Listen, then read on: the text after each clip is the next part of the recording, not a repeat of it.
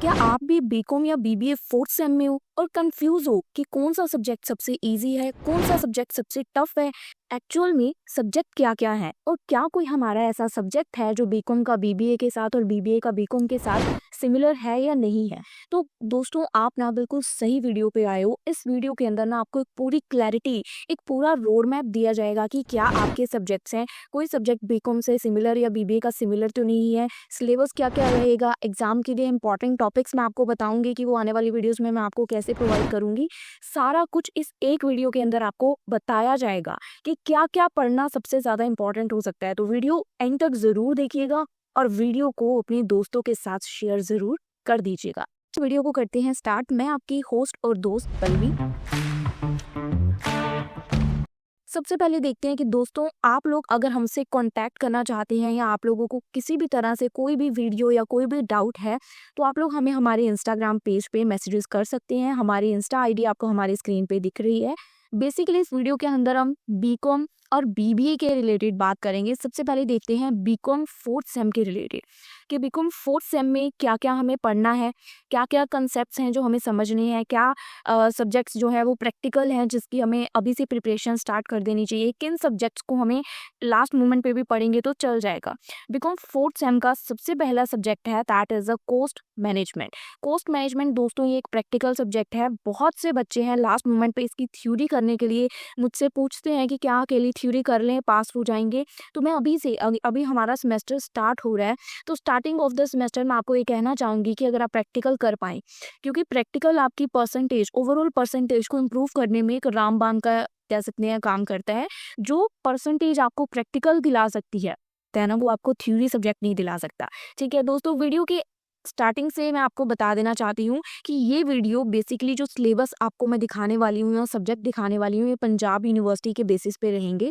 तो अगर आप लोग पंजाब यूनिवर्सिटी के स्टूडेंट्स नहीं हैं और किसी अदर यूनिवर्सिटी के हैं, एक छोटा सा काम आपको करना है, अपनी यूनिवर्सिटी के सिलेबस को इस सिलेबस के साथ एक बार मैच कर लेना है कि अगर आपका सिलेबस सेम है तो आप हमारी वीडियोज़ को फॉलो कर सकते हैं, क्योंकि जब सिलेबस सेम है तो इंपॉर्टेंट टॉपिक्स भी सेम रहेंगे। बट अगर आपका सिलेबस थोड़ा डिफरेंट है तो आपको सिर्फ वही करने हैं टॉपिक्स हमारे चैनल से जो आपके सिलेबस के अंदर इंक्लूडेड है। ठीक है, हम लोग टॉपिक्स लाएंगे आने वाले दिनों में। हम लोग इंपॉर्टेंट हर सब्जेक्ट के ऊपर इंपॉर्टेंट क्वेश्चंस के ऊपर वीडियोस लाएंगे, यानी कि एक सब्जेक्ट के ऊपर मैक्सिमम मेरी वीडियोस है ना 8 to 10 वीडियोस रहेंगी 10-10 मिनट की। उसके अंदर एक सब्जेक्ट पूरा कंप्लीट करने की कोशिश रहेगी, प्रैक्टिकल्स को छोड़ के। प्रैक्टिकल्स भी करेंगे हम लोग। ठीक है, तो आप लोग ये सिलेबस को नोट डाउन जरूर कर ले, चाहे आप किसी भी यूनिवर्सिटी के हैं। तो पहले तो आपको अपना सिलेबस मैच जरूर करना है, चाहे फिर वो पंजाब यूनिवर्सिटी वाले ही क्यों ना हो। सिलेबस मैच करो, उसके बाद हम लोग आगे बात करेंगे। ठीक है, सबसे पहले कॉस्ट मैनेजमेंट का सिलेबस है। यहाँ पे आपको प्रैक्टिकल्स के चैप्टर हैं और फर्स्ट चैप्टर है आपका थ्योरी का। यूनिट 2 के यहाँ पे कुछ क्वेश्चन सिलेबस बताया गया है। Budgetary control most important question है, पेपर में बहुत बार देखा जाता है बजट के रिलेटेड। ठीक है, प्रैक्टिकल क्वेश्चन पूछे जाते हैं। तो हम लोग ये आने वाली वीडियोस में डिस्कस करेंगे कि सिलेबस के अंदर जो इंपॉर्टेंट क्वेश्चंस बनते हैं वो क्या क्या बन रहे हैं। ठीक है, आपको मैं आगे पूरा सीरीज प्रोवाइड करने वाली हूँ आने वाले दिनों में। तो आप लोग हमारे चैनल पर बने रहिएगा, चैनल को अभी सब्सक्राइब कर लें, नोटिफिकेशन को ऑन कर लें। सेकंड सब्जेक्ट है आपका ऑडिटिंग एंड सेक्रेटरियल प्रैक्टिस। ये भी बहुत अच्छा सब्जेक्ट है। ऑडिट के बारे में है कि कैसे ऑडिटिंग की जाती है। ऑडिटिंग आप लोगों ने सुना होगा, पर जब हम इस सब्जेक्ट को पढ़ेंगे तो बहुत से मतलब जो है ऑडिट के वो चेंज होंगे। फिलहाल आप लोग सिलेबस को देख के लगा सकते हैं आइडिया, जैसे ऑडिट और इन्वेस्टिगेशन के ऊपर है। ऑडिट के क्या एविडेंस होते हैं, जैसे आप लोग सोच रहे होंगे कि सीए के अंदर कोई बंदा है वो ऑडिटिंग कर रहा है, तो वैसा कुछ है। बाकी मैं आपको आने वाली वीडियोज़ में बहुत डिटेल में इसके ऊपर समझाने वाली हूँ कि वाउचिंग्स क्या होते हैं। ठीक है, ऑडिट क्या होती है, इंटरनल कंट्रोल क्या होता है, इंटरनल चेक्स क्या होते हैं, सब कुछ हम आने वाली वीडियोस में करेंगे। पहला काम सबसे इंपॉर्टेंट होता है कि अपने सिलेबस को एक बार मैच आउट जरूर कर लें, क्योंकि अगर आपका सिलेबस ही अलग होगा, आपका सिलेबस मैच आउट नहीं होगा तो फिर आपको बहुत दिक्कतें आने वाली।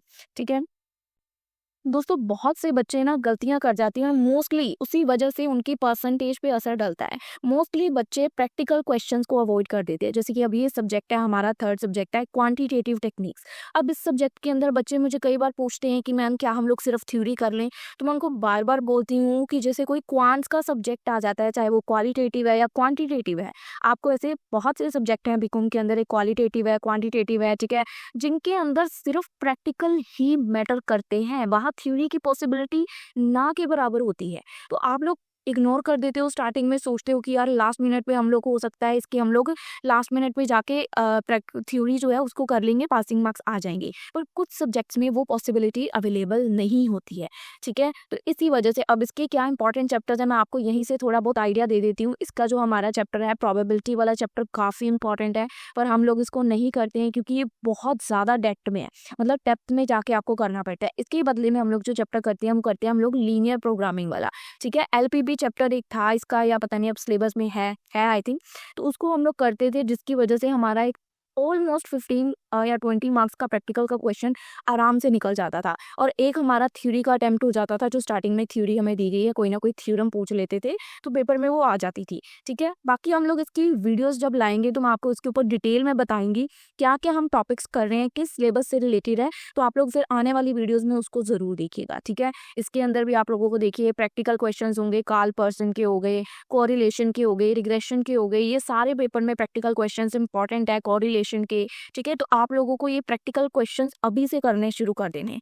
ठीक है, प्रैक्टिकल्स की तैयारी तो आप जितनी जल्दी शुरू कर सकते हो उतनी आपके लिए बेस्ट है।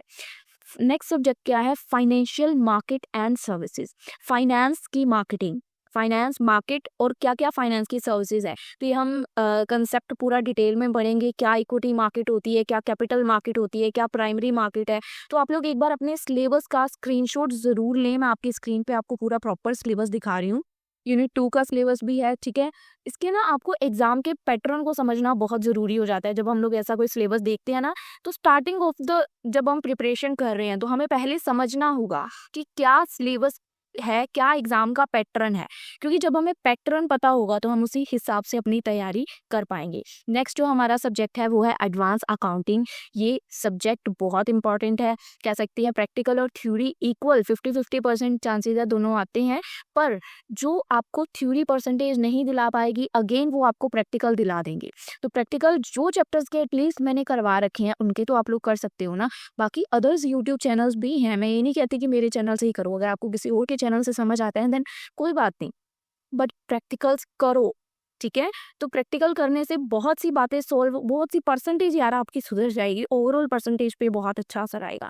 ठीक है, वैल्यूएशन ऑफ शेयर्स और वैल्यूएशन ऑफ गुडविल, इन दोनों चैप्टर्स में से एक प्रैक्टिकल और एक थ्योरी आनी ही आनी है पेपर में। ठीक है, हायर परचेज का क्वेश्चन भी बहुत बार पेपर में देखा जाता है, तो आपको ये क्वेश्चन करने हैं, छोड़ने नहीं है। चैप्टर्स इंपॉर्टेंट टॉपिक्स हैं, मैं आपको इसीलिए बोल रही हूँ आने वाली वीडियोज़ में आपको डिटेल में बताऊंगी कि हर सब्जेक्ट से क्या डिटेल में इंपॉर्टेंट टॉपिक्स रहने वाले हैं, जिसके ऊपर हम लोग डिटेल वीडियोस लेंगे।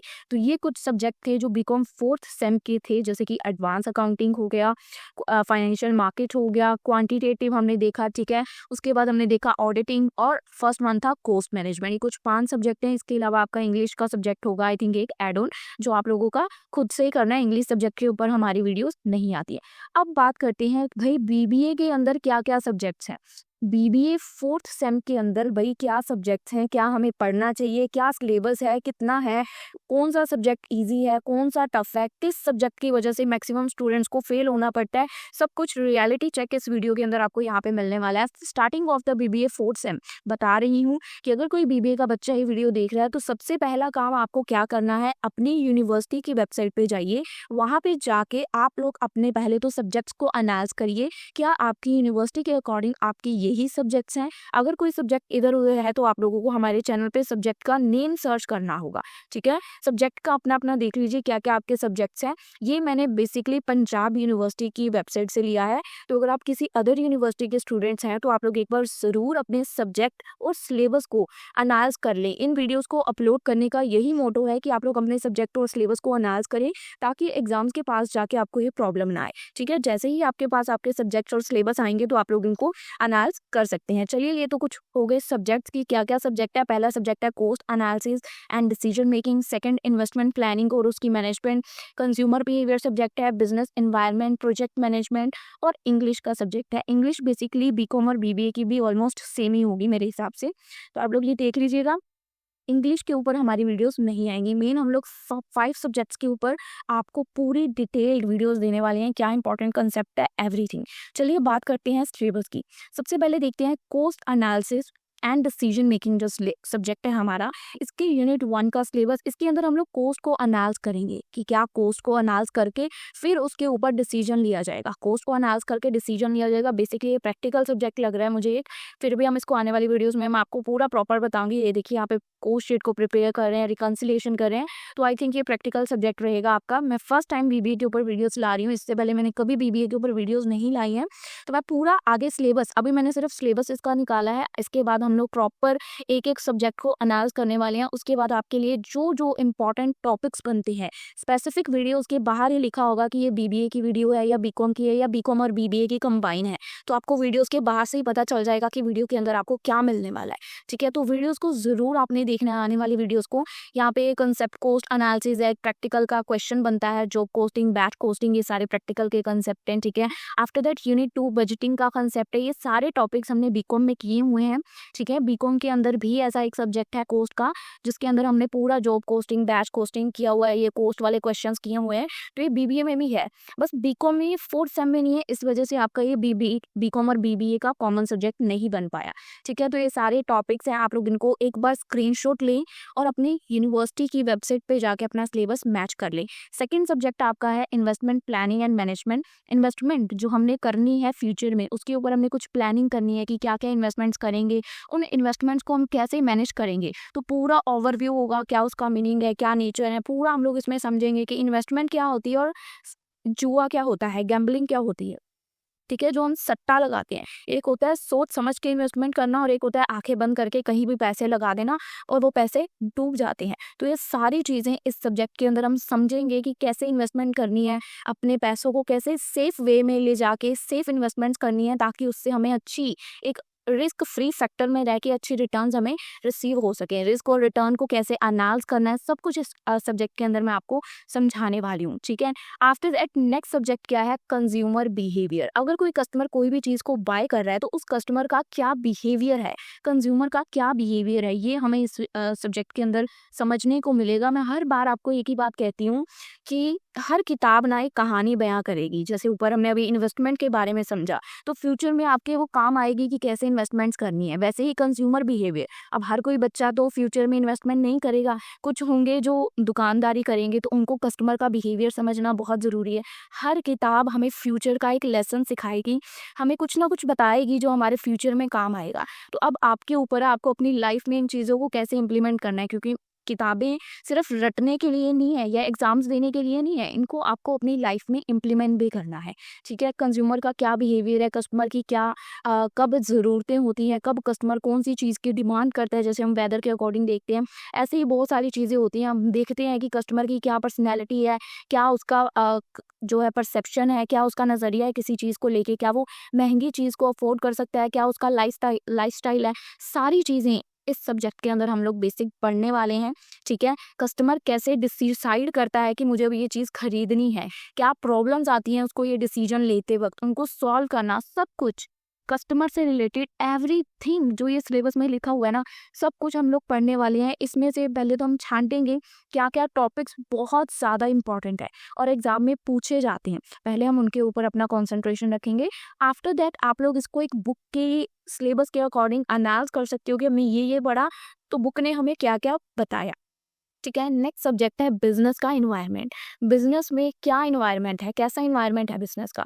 ठीक है, ये सारा कुछ हम लोग इसके अंदर पढ़ेंगे। सब्जेक्ट्स को एक बार अनालाइज ज़रूर करें।